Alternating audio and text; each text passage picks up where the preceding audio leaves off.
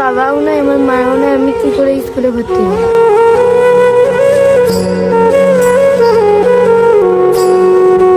এই মেয়েটির বয়স যখন 3 মাস তখন তার মা এই পৃথিবী থেকে বিদায় নেন। বাবার আদরও পাননি বেশি দিন এই মেয়েটি। হঠাৎ বাবা একদিন ফেলে রেখে যান অন্য কোনো সংসারে। একমাত্র বৃদ্ধ দাদির হাত ধরে আজ এই মেয়েটি বেঁচে আছে। ভাঙা এই ঘরে থাকেন এই দুইজন। থাকার মতন তেমন ভালো পরিবেশ নেই। বৃষ্টি এলে এই ঘরে থাকা প্রায় অসম্ভব হয়ে দাঁড়ায়। 2-1 দিন না খেয়েও থাকতে হয়। মাঝে মাঝে প্রতিবেশীরা একটু সাহায্য করেন।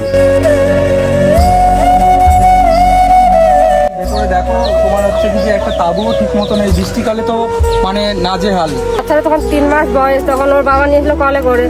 ফিরে চলে গিয়ে যখন কিটা মানুষ করবে, লোক তার মানুষ করবে না। সেই 3 মাস বয়স থেকে এই মেয়েটিকে বৃদ্ধ দাদি লালন পালন করে আসছে। মাঠে ঘাটে শাক তুলে বাজারে বিক্রয় করে যা আয় হয় তাই দিয়েই চলতো তাদের সংসার। এখন ঠাকুমা শাক মাছ তুলতে যেতে পারে না, তার জন্য আমি যাই আর আমি বিক্রি করে এই মাঠগুলোতে আমি শাক তুলে দেই। হয়েছে যখন 2 বছর বয়স, তখন কলে নিয়ে শাক বিক্রি করতে যেতে ওই ইয়েতে চাকদা।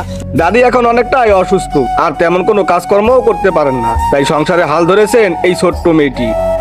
আপনারা যদি না সাহায্য করেন, আপনারা না সাহায্য করতে পারেন, দয়া করে ভিডিওটি শেয়ার করে এদেরকে সাহায্য করবেন।